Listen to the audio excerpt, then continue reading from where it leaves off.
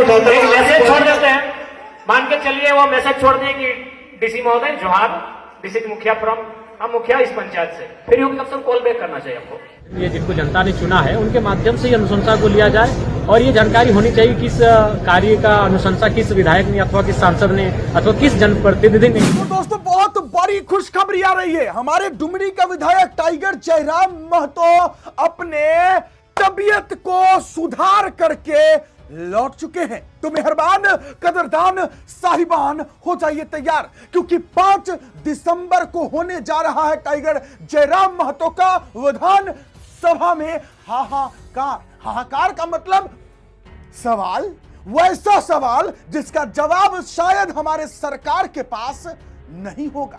और सबसे बड़ी बात हम आपको बता दें कि जो विधानसभा का सत्र चलने वाला है वो 5 दिसंबर से 12 दिसंबर तक चलने वाला है, 11 दिसंबर तक चलने वाला है।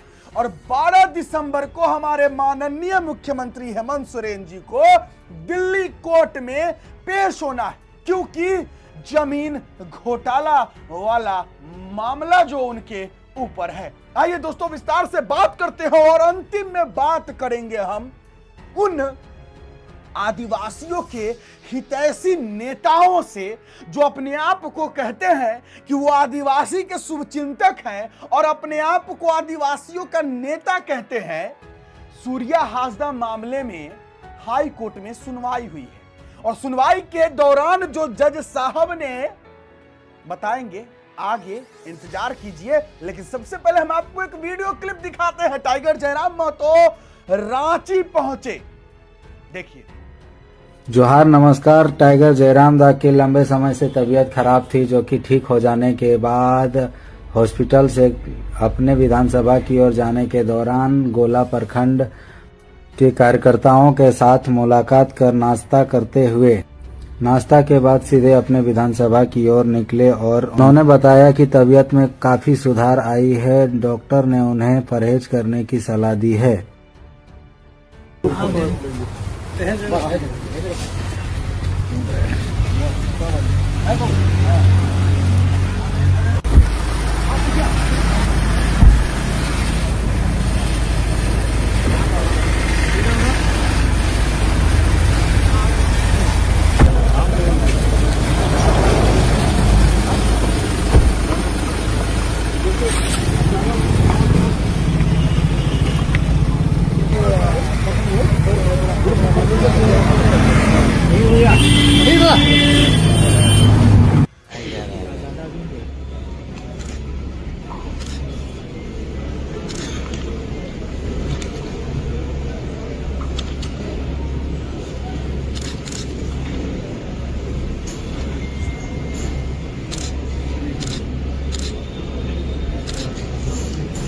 जो सम्मानित जनप्रतिनिधि जिनको जनता ने चुना है उनके माध्यम से अनुशंसा को लिया जाए और ये जानकारी होनी चाहिए किस कार्य का अनुशंसा किस विधायक ने अथवा किस सांसद ने अथवा किस जनप्रतिनिधि ने किया है।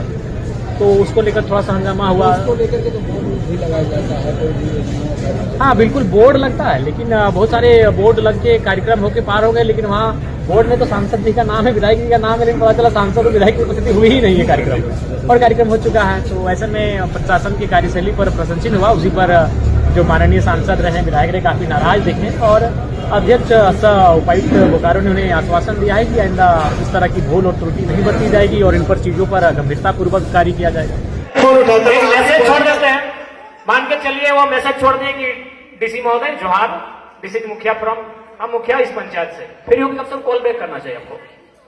कोई भी रहे, प्रमुख रहे, मुखिया रहे या फिर जिला परिषद रहे या विधायक रहे, ठीक है आप बिजी है, आपकी बिजी व्यस्तता को हम स्वीकार करते हैं, लेकिन अगर एक मैसेज छोड़ते हैं तो उसका रिप्लाई होना चाहिए। वो जनप्रतिनिधि क्षेत्र के और जनता के चुने हुए लोग। अगर एक बात सुन लीजिए, एक बात बता रहा हूं सर, आपको बताएं, हम निश्चित रूप से सभी माननीय का कॉल बैक करते हैं और बात करते हैं। आपके बॉडीगार्ड ने हमको रात के 2 बजे फोन किया, हमने उठाया कि हमारे क्षेत्र में घूम रही है, दिक्कत आ रही है।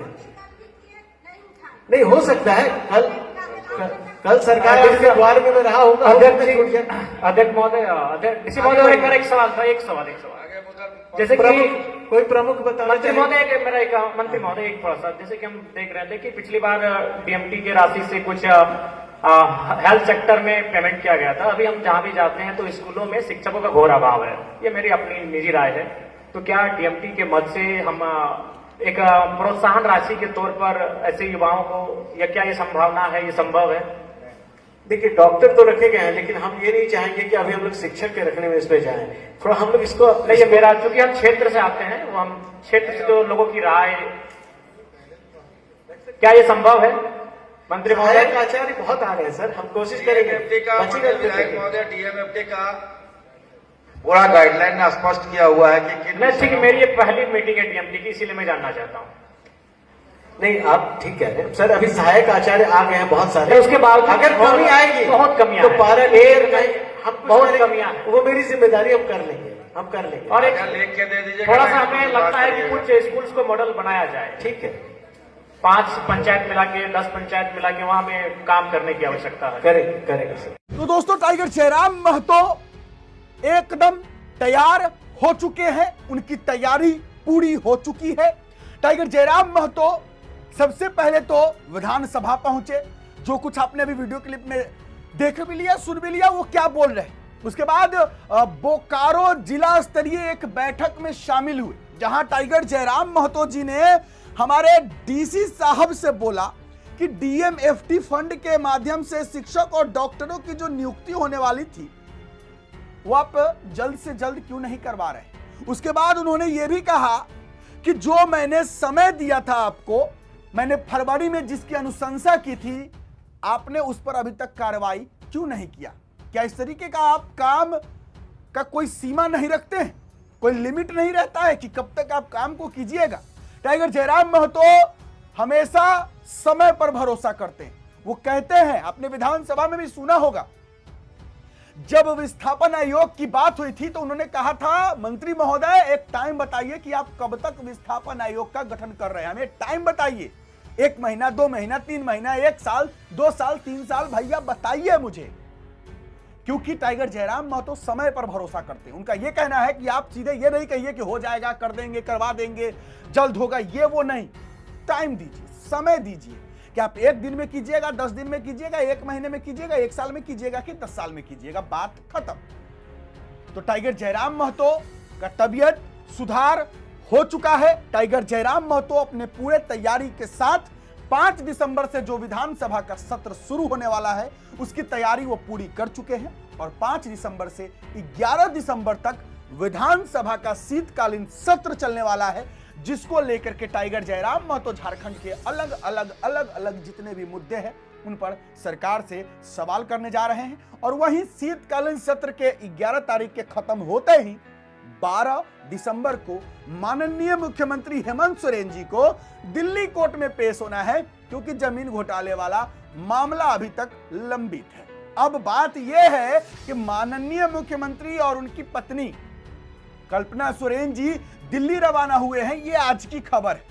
अब यह भी बताया जा रहा है कि हो न हो कहीं हेमंत सोरेन जी को फिर से मुख्यमंत्री पद से इस्तीफा देना पड़ सकता है। मैं पुष्टि नहीं करता हूं कि ऐसा हो सकता है, होगा ही, लेकिन हाँ, यह बताया जा रहा है कि मुख्यमंत्री पद से हेमंत सोरेन जी इस्तीफा दे सकते हैं और एक महिला मुख्यमंत्री फिर से देखने को मिल सकता है। अब हो सकता है कहीं कल्पना सोरेन जी कुर्सी संभाले। अब ये तो आगे देखना होगा, चूंकि मामला जो जमीन घोटाले वाला जो मामला है, भूमि घोटाले वाला जो मामला है, उसको लेकर के 12 दिसंबर को हमारे हेमंत सोरेन जी को पहुंचना है दिल्ली कोर्ट में। एकदम सशरीर पेश होना है। ऐसा नहीं है कि वकील को भेज देना है, नोटिस करवा देना है, ऐसा नहीं। उनको खुद बुलाया गया है और उनको वहां जाकर अपना बात जो है रखना है। अब आगे कोर्ट की भाई कार्रवाई होगी। कोर्ट अब जज साहब जाने क्या सजा मिलेगा, कि केस आगे बढ़ेगा, कि क्या होगा नहीं होगा, तो जज साहब जानते हैं भाई, हम लोग क्या जाने। अब बात करते हैं सूर्या हासदा, एक आदिवासी नेता जिसकी हत्या हुई। ये क्या कहते हैं, इनकाउंटर नहीं हुआ। अब कहा जा रहा है कि सूर्या हासदा का इनकाउंटर हुआ है, लेकिन उनकी हत्या हुई है। अब कैसे, सुनिए पहले ये। मुर्मू जो उनकी पत्नी है और उनकी जो माता है, उन्होंने क्रिमिनल रिट दायर करते हुए सीबीआई मांग जांच की। याचिका दायर की है। इसमें एक फर्जी इनकाउंटर करके सूर्या हांसदा जी की हत्या करने का काम किया गया है, बिना कोई वारंट लिए हुए। कि जो घटना के बारे में लालमटिया 44 के बारे में घटना के बारे में बात की गई है, उसमें जो बोलते हैं जो इंजर्ड आदमी है उसका कोई भी जांच जख्म प्रतिवेदन भी नहीं है, ना उसका कोई भी बयान लिया गया है। तो जिस केस में उनको अरेस्ट किया गया है और जिसमें हत्या कर दी गई है, उसमें वो अपने में निराधार दिखता है। घटना कर्म के लिए दोषी है, वो आज भी वहां पोस्टिंग पाए हुए कि सीबीआई जांच करनी चाहिए, क्योंकि जितने भी एविडेंसेस हैं उसको टैंपर किया जा रहा है और डिस्ट्रॉय किया जा रहा है। पक्ष है कि पंकज कुमार मिश्रा जो मुख्यमंत्री के विधायक प्रतिनिधि हैं और बड़े नेता हैं, कद्दावर नेता कहे जाते हैं जेएमएम के, उनका भी रोल दिखता है, क्योंकि वो पहले कहते हैं सरेंडर करो नहीं तो हत्या कर दी जाएगी। न मुख्यमंत्री है, न मंत्री है, न विधायक है। साक्ष्य को मिटाने की कोशिश की जा रही है और इसलिए काउंटर एफिडेविट सरकार के द्वारा अभी तक दायर नहीं किया जा रहा है, क्योंकि डिले टैक्टिस के तहत एक मैकेनिज्म तय किया जा रहा है। तो कोर्ट ने नाराजगी जताते हुए 1 हफ्ता के अंदर सरकार को यह सुनिश्चित करने के लिए कहा। तो जब सूर्या हांसदा का इनकाउंटर हुआ, हत्या नहीं हुआ, तो सरकार जवाब क्यों नहीं दे रही? जब झारखंड में जब हाई कोर्ट ने जवाब मांगा कि सरकार को जवाब देना है कि आखिरकार सूर्या हांसदा का इनकाउंटर ही हुआ है, हत्या नहीं है, तो जवाब दिया जाए, तो आखिरकार सरकार ने जवाब अभी तक क्यों नहीं दिया?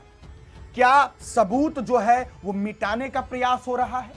देखिए, सूर्या हांसदा मामले में एक आदिवासी नेता है ना, सूर्या हांसदा अपने आप को ये आदिवासी नेता कहते हैं कुछ लोग, कुछ नेत्री हैं जो अपने आप को आदिवासी नेत्री कहती है। आखिरकार सूर्या हांसदा मामले में वो चुप क्यों है? सूर्या हांसदा का एनकाउंटर नहीं, हत्या हुआ है और इसके बहुत सारे सबूत हैं। वकील साहब ने पेश भी किए कोर्ट में कि सूर्या हांसदा का हत्या हुआ है, एनकाउंटर नहीं, एक साजिश के तहत उनको मारा गया। तो आखिरकार जो लोग ये कहते हैं कि हम आदिवासियों के नेता हैं, हम आदिवासियों की नेत्री हैं, तो सूर्या हांसदा मामले में सरकार को घेरना चाहिए था ना। दरअसल बात यह है कि उनको आदिवासियों के भलाई से कोई लेना देना नहीं, उनकी अच्छाई से कोई लेना देना नहीं है। बस उनको यह लेना देना है कि इनके नाम पर हम राजनीति करें और इनके नाम से हम चमक जाए, इनके नाम से हम आगे बढ़ जाए और इनके नाम से विधायकी का टिकट मिल जाए, इनके नाम से, इनके वोट से विधायक बन जाए। अगर यह सच नहीं है तो सूर्या हांसदा मामले में सरकार से सवाल होना चाहिए कि सूर्या हांसदा का जो एनकाउंटर हुआ, बिना वारंट के गिरफ्तारी कैसे हुआ, उतने रात को जंगल में क्यों ले जाया गया और उनके शरीर पर जो जले हुए के निशान दिखे, वो जले हुए का निशान कहां से आया? एनकाउंटर में गोली लगती है और गोली जो होती है वो शरीर को छेदती है, न कि चमड़े को जलाती है। तो जला हुआ निशान उनके शरीर पर कैसे दिखा? अब जवाब तो सरकार को देना होगा। अब ये सवाल सरकार से क्यों नहीं कर रहे हैं ये लोग? अगर झारखंड के जो हमारे हेमंत सोरेन जी मुख्यमंत्री हैं, आदिवासी है ना, सूर्या हांसदा आदिवासी था, बेचारे की हत्या हुई, उस इंसान की जो एक स्कूल चलाता था, बच्चों को मुफ्त में पढ़ाता था। अब आखिरकार उस आदिवासी नेता को मार दिया गया, साजिश के तहत मार दिया गया। अब अगर नहीं मारा गया, एनकाउंटर ही था, अगर वो भाग रहा था, जो कहानी रचा गया कि ये जो है बंदूक लेकर भाग रहा था सूर्या हांसदा और उसने भी जो है फायरिंग की और जवाबी हमले के दौरान पुलिस ने फायरिंग की और उसकी गोली लगने से मौत हो गई। तो जब जवाबी फायरिंग हुआ, जब वो बंदूक लेकर भाग रहा था सूर्या हांसदा, तो फिर किसी भी एक सिपाही को भी कहीं गोली क्यों नहीं लगी? और सूर्या हांसदा अगर भाग रहा था और वो उसकी जब गिरफ्तारी हुई थी तो उसके हाथ खुले हुए क्यों थे, जो वो भाग रहा था और गन चला रहा था? और उतनी रात को उसे वहां क्यों ले जाया गया? सूर्या हांसदा की हत्या हुई है और सीबीआई जांच की मांग भी हुई थी।